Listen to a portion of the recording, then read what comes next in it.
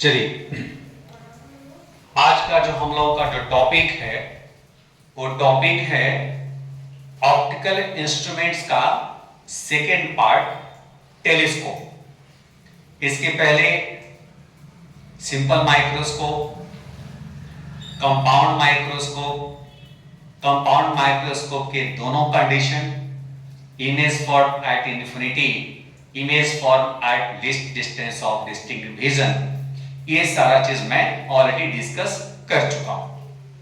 तो optical instruments में जो 12th के सिलेबस में exam board exam point of view से जो दो ऑप्टिकल इंस्ट्रूमेंट्स हैं, माइक्रोस्कोप और टेलीस्कोप, तो आज के लेक्चर में हम लोग टेलीस्कोप को डिस्कस करने जा रहे हैं।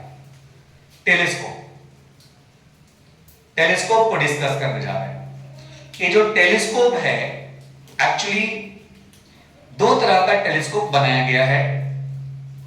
एक टेलीस्कोप रिफ्रैक्टिंग टेलीस्कोप, यानी जिस टेलीस्कोप को बनाने में लेंस लगा होगा और रिफ्रैक्शन की फिनोमेना हुई होगी। लेंस में रिफ्रैक्शन ही होता है, तो रिफ्रैक्शन की फिनोमेना से जो टेलीस्कोप बनाया गया होगा उसको बोलते हैं रिफ्रैक्टिंग टेलीस्कोप। और एक्चुअली ये तीन तरह का टेलीस्कोप हुआ करता है।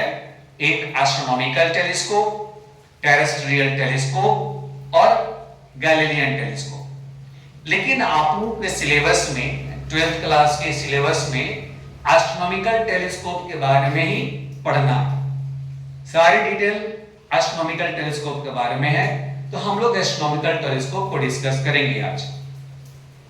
उसके बाद रिफ्लेक्टिंग टेलीस्कोप, जिस टेलीस्कोप में मिरर का यूज होगा, क्योंकि रिफ्लेक्शन का प्रोसेस मिरर से ही होता है, तो जिसमें मिरर यूज होगा, जिसमें रिफ्लेक्शन की फिनोमेना होगी, वो हमारा कैसग्रेन टेलीस्कोप है। इसको पढ़ना है। एक और टेलीस्कोप होता है न्यूटोनियन टेलीस्कोप। तो न्यूटोनियन टेलीस्कोप भी अब नहीं पढ़ना है, लेकिन उसके बारे में भी जानना चाहिए। तो रिफ्रैक्टिंग टेलीस्कोप और रिफ्लेक्टिंग टेलीस्कोप दो तरह का टेलीस्कोप है। तो मैं पहले रिफ्लेक्टिंग टेलीस्कोप जो है एस्ट्रोनॉमिकल टेलीस्कोप, उसके बारे में बताने जा रहे हैं। Astronomical telescope, astronomical telescope, astronomical telescope के जो कुछ इंपॉर्टेंट पॉइंट्स हैं। नंबर 1, एस्ट्रोनॉमिकल टेलीस्कोप का यूज कहां होता है, किस चीज में यूज करते हैं इसको? It is use to see distant object. नाम से ही एस्ट्रोनॉमी में होता है स्पेस, आकाश, जो बहुत दूर होता है। तो दूर की चीजों को देखने के लिए जिस टेलीस्कोप का यूज करते हैं सो है एस्ट्रोनॉमिकल टेलीस्कोप। जब इसको बनाते हैं, जब इसका कंस्ट्रक्शन करते हैं, तो उसका ध्यान रखते हैं इट कंसिस्ट ऑफ 2 लेंसेज, उसमें 2 लेंस लगाते हैं। Number 1, objective of large aperture and large focal length. Actually इसमें 2 लेंस, एक लेंस ऑब्जेक्ट के सामने, एक लेंस आपके आंख के सामने। अब ये दोनों लेंस जब कोएक्सियली एडजस्ट होगा, तो ऑब्जेक्ट के सामने, क्योंकि ऑब्जेक्ट इंफिनिटी पे है, वहां से पैरेलल बीम ऑफ लाइट आएंगे, तो बहुत सारे रे जब आएंगे उस लेंस के सरफेस पर, तो आगे वाला लेंस काफी बड़ा होना चाहिए, उसकी एपर्चर बड़ा होना चाहिए, उसका फोकल लेंथ बड़ा होना चाहिए, यानी उसका साइज बड़ा होना चाहिए। सेकंड, जो आपकी आंख के सामने है, eyepiece of A small aperture and short focal length. जो आपके आंख के सामने वाली लेंस है वह छोटा होगा, एपर्चर छोटा होगा, उसका फोकल लेंथ भी छोटा होगा। ये बनाते समय हम लोग को ध्यान रखना होता है। तो किसी भी ऑप्टिकल इंस्ट्रूमेंट्स में उसके जो मेजर 3 पार्ट हैं। नंबर 1, उसका कंस्ट्रक्शन आपको अच्छा से आना चाहिए, नीट एंड क्लीन कंस्ट्रक्शन होनी चाहिए। और रे ऑप्टिक्स है, एरो कहीं भी नहीं छूटनी चाहिए, और एक प्रॉपर एरो होना चाहिए, प्रॉपर डायरेक्शन में एरो होना चाहिए, ये आपको ध्यान रखना है। तो सामने कंस्ट्रक्शन है, आप देख पा रहे हो, ये कंस्ट्रक्शन है। Construction of astronomical telescope. लेकिन किसका कंस्ट्रक्शन है? देखिए, जब भी कोई ऑप्टिकल इंस्ट्रूमेंट्स बनाते हैं तो दो तरह के पर्सन के लिए बनाते हैं। एक ऐसा पर्सन जो नजदीक ही इमेज बने तो वो देख सकता है, दूर बनेगा तो नहीं देख पाएगा। तो उसके लिए जो इमेज बनता है वो लेंस से करीब, आई से करीब, यानी least distance of distinct vision 25 centimetre के डिस्टेंस पर बनना चाहिए। तो हो गया केस 1। उसी केस की हम बात करते हैं। व्हेन फाइनल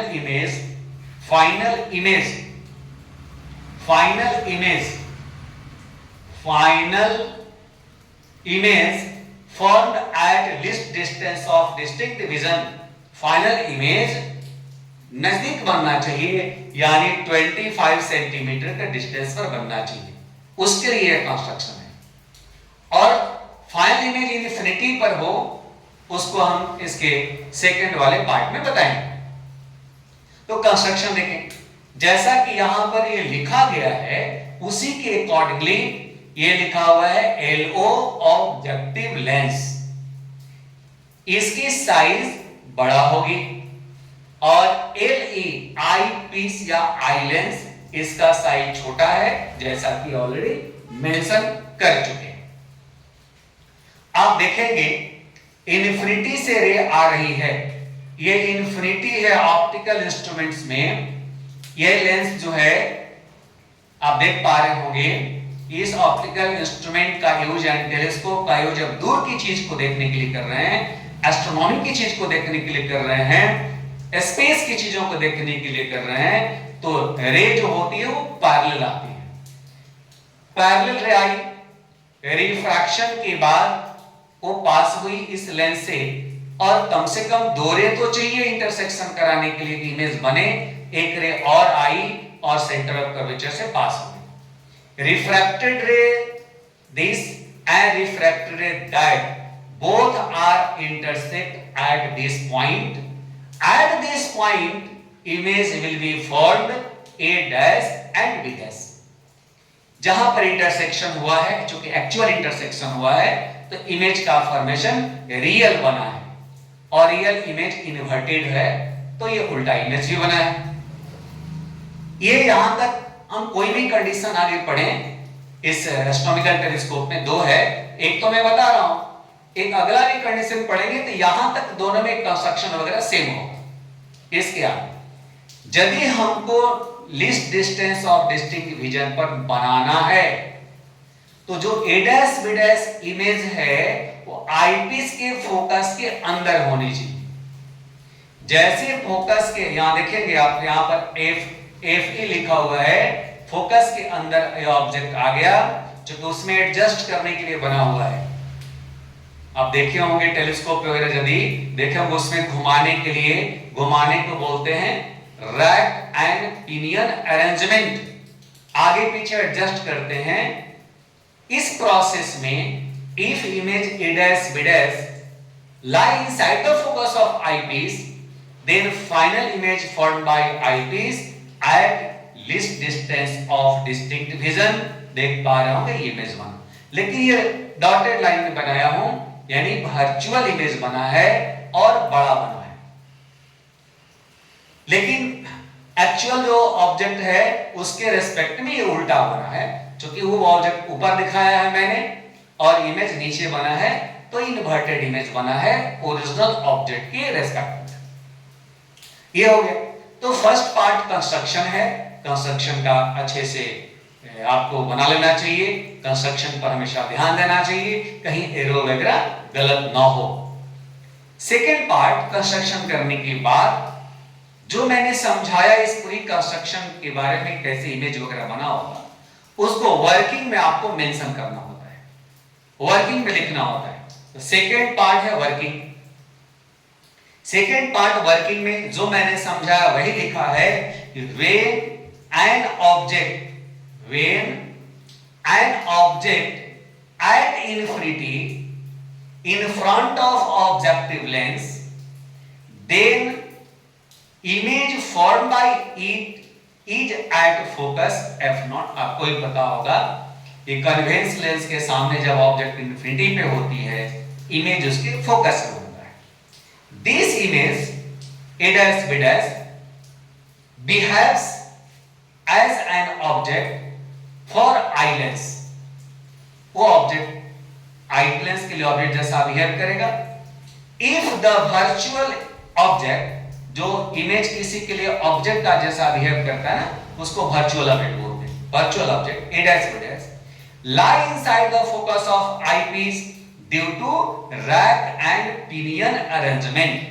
आगे पीछे एडजस्ट करते टाइम पर यदि वो image A dash B dash eyepiece के फोकस के अंदर यदि आ गया, then final image A double dash B double dash A double dash B double dash for at least distance of distinct vision D is equal to 25 centimeter in front of eyepiece। in front of eyepiece, eyepiece के सामने 25 centimetre के distance पर ये बना। तो first part में construction, second part में इसका वर्किंग। और अच्छे से इसको याद रखना है, अच्छे से इसको लिख के रखना है। जब इसको लिख लेंगे, कंस्ट्रक्शन कर लें, वर्किंग लिख लें, तब इसका थर्ड पार्ट इमेज का साइज क्या होगा, ऑब्जेक्ट के कंपेयर में इमेज का साइज। इसके लिए हम लोग को मैग्निफिकेशन निकालनी पड़ती है, मैग्निफिकेशन समझना होता है। और मैग्निफिकेशन ये काफी इंपॉर्टेंट है इसका, क्योंकि न्यूमेरिकल्स वगैरह भी जो इसका आएंगे ना, वो सारे न्यूमेरिकल्स भी इस मैग्निफिकेशन बेस्ड होते हैं, इसलिए मैग्निफिकेशन जरूरी है समझना। तो ऑप्टिकल इंस्ट्रूमेंट्स में मैं पिछले लेक्चर में भी बता चुका हूं कि देखो एंगुलर मैग्निफिकेशन निकाला जाता है। इस एस्ट्रोनॉमिकल टेलीस्कोप का जब हम एंगुलर मैग्निफिकेशन निकालेंगे, तो यहां पर देखो फार्मूला लिखा हुआ, angular magnification M equal to angle by image at eyepiece. Image के साइज के द्वारा आईपीस पर जो एंगल बना beta, by angle by object at objective lens। जो ऑब्जेक्ट से रे आ रही होगी उससे ऑब्जेक्टिव पर जो एंगल बना है उसको लिखें अल्फा। तो बीटा बाई अल्फा, ये अल्फा के वर्टिकल ऑपोजिट यहां अल्फा हो गया, तो बीटा बाई अल्फा ये लिखा हुआ है। m equal to beta by alpha. देखो जब हम इसको डिराइव कर रहे होते हैं तो आप लोगों को समझाने के लिए हम लोग एंगल तो दिखाते हैं, ठीक है, लेकिन ये एंगल जो होता है बेटा बहुत छोटा होता है, काफी स्मॉल होता है। और स्मॉल एंगल में tan अल्फा लिखें, tan बीटा लिखें, वो चाहे अल्फा बीटा लिखें, कोई अंतर नहीं पड़ता है। यानी for small angle of alpha and beta, alpha approx tan alpha and beta approx tan beta, then angular magnification we can write beta by alpha approx tan beta by tan alpha। अब आगे देखो diagram में tan beta को देखो, tan beta, beta यहां है, इस triangle में आप देख पा रहे होंगे tan beta perpendicular a dash b dash by base b dash e, a dash b dash by b dash e। tan alpha equal to perpendicular by base a dash b dash by ob dash लिखा हुआ है। a dash b dash दोनों ही आप देख पा रहे होंगे, ये वाला पार्ट कैंसिल हो जाएगा, कट कैंसिल हो जाने के बाद ob dash और b dash ही बचेगा। o से b dash ये ऑब्जेक्टिव का इमेज डिस्टेंस है, तो ऑब्जेक्टिव का इमेज डिस्टेंस लिखा गया। B डैश E आईपी से ऑब्जेक्ट डिस्टेंस है, तो ये ऑब्जेक्ट डिस्टेंस लिखा गया। O और E ये बताने के लिखा गया कि O stand for objective, E stand for eyepiece. लेकिन ये भी मैंने बताया कि ये जो इमेज बना है वो ऑब्जेक्टिव के फोकस पर बना है, FO लिखा सकता है VO की जगह पर, और ये राइट। अब यहां से EV को मुझे एलिमिनेट करना है, हटाना है। उसके लिए हमने आई लेंस, जो यहाँ पे आईपीस दिख रहा होगा, या आई लेंस दिख रहा होगा, इसके लिए फार्मूला लिखा समथिंग लाइक दिस। और फार्मूला में देख पा रहे हो कि इमेज तो इधर बना है, तो साइन कन्वेंशन के अकॉर्डिंगली 1 माइनस ई, जिसको देखो बटा निकालना होता है उसका साइन लिखना नहीं होता है। आप जान भी रहे हो ना तो आप साइन नहीं यूज करोगे जिसको फाइंड करना है। तो 1 by minus you E, minus ये फाइंड आउट करना है 1 बाई एफ ई, और कॉन्वेक्स का फोकस पॉजिटिव होता है इसलिए इसका साइन पॉजिटिव है। अब देख पा रहे होंगे इसको हम इधर लाए, ये हो गया, सिंपलीफिकेशन करने के बाद ये माइनस यहां आ गया। 1 by U E is F O by U E, तो 1 बाई यू ई के जगह पर ये पूरे टर्म ला करके यूज कर दिया गया, तो साइन इसको पहले ला दिया। अब देखें इस एफ ई को एफ ओ के नीचे कर दिया, बचा नीचे डी, तो D by D equal to 1, फिर एफ ई बाई डी बचा। ये फाइनल डेरिवेशन हो गया एंगुलर मैग्निफिकेशन का। पीछे लेक्चर में मैंने समझा चुका हूं कि देखो यदि इमेज उल्टा बना होगा तो मैग्निफिकेशन भी उल्टा आना चाहिए, बट नेगेटिव आना चाहिए, सॉरी उल्टा नहीं, नेगेटिव आना चाहिए। नेगेटिव का मतलब ही होता है कि इमेज इनवर्टेड बना, तो इनवर्टेड के लिए माइनस आ गया। ये 3 पार्ट है, construction, working and angular magnification. तीनों पार्ट को अच्छे से कंप्लीट करना है। अब इसके 4th पार्ट भी मैं बताया है कि देखो ये जो बना होता है एक्चुअली इसको हम लोग बनाते तो हैं लेकिन एक्चुअल इस साइज का ऐसे बना होता है। यदि इसको एक्चुअल कंस्ट्रक्शन यानी हम कहें कि प्रैक्टिकल लेवल का जो कंस्ट्रक्शन है एक्चुअली ऐसे होता है। अब आप इसको फील कर पाओगे। एक्चुअल ये माइक्रोस्कोप का कंस्ट्रक्शन ये होता है। अब माइक्रोस्कोप का कंस्ट्रक्शन ये है, तो देखो इसके अंदर यहां से यहां तक ये जो पार्ट है इतना ही लेंथ का फ्रेम होता है, इतना ही लेंथ का ट्यूब होता है। तो कभी कभी लेंथ ऑफ ट्यूब के बारे में भी क्वेश्चन में मेंशन होता है। तो लेंथ ऑफ ट्यूब का मतलब ओ से ई तक का डिस्टेंस, ओ से ई, ओ से ई, ओ से ई कितना है? Image distance from objective plus object distance of I, FO plus Q. इस केस में ये जो इमेज दिख रहा है आईपीस के काफी करीब है। The image formed by objective A dash B dash is very close to eyepiece. ये काफी क्लोज है।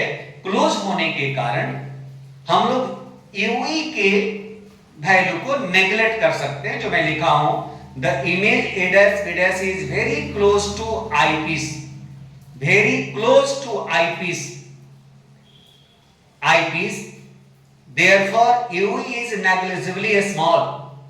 UE बहुत छोटा होगा, तो इस UE को यदि हम हटा दें LFO के इक्वल होगा। LFO के इक्वल होगा तो आप ध्यान रखें कि ये जो हम सारा चीज जो डेरिवेशंस वगैरह करा है या लिखा है, यहां पर हम एस्ट्रोनॉमिकल टेलीस्कोप का मैग्निफिकेशन लेंथ ऑफ ट्यूब के रूप में लिख सकते हैं। देखिए लेंथ ऑफ ट्यूब के रूप में मैग्निफिकेशन लिख रहे हैं। m इज इक्वल टू लिखा हुआ है FO, FO किसके बराबर है? L के बराबर है, तो माइनस L बाई FE और 1 प्लस FE बाई D, ये लेंथ ऑफ ट्यूब के टर्म में ये मैग्निफिकेशन हो गया। यदि क्वेश्चन में कभी मेंशन हो लेंथ ऑफ ट्यूब वगैरह के चर्चा हो, क्वेश्चन में मेंशन हो, तो आप ध्यान रखिएगा कि आपका डेरिवेशन लेंथ ऑफ ट्यूब के टर्म में आनी चाहिए, जो यहां पर लिखा हुआ है, राइट। तो ये पूरा कंस्ट्रक्शन, वर्किंग, डेरिवेशन, ये पूरा एक क्वेश्चन ऑफ ये टेलीस्कोप का, एस्ट्रोनॉमिकल टेलीस्कोप का एक केस का हुआ, केस नंबर 1 का। इसको अच्छे से नोट करिए, इसको समझिएगा। कहीं आपको ऐसा लगे कि इसमें समझने में परेशानी हो रही है, कहीं दिक्कत हो रही है, आप मुझे कमेंट्स करना है, कमेंट्स करके मेरे को बताना है कि ये दिक्कत हो रही है। पहले इसको नोट करिए, फिर मैं सेकंड लेक्चर इसका सेकंड केस आपको बता रहा हूं।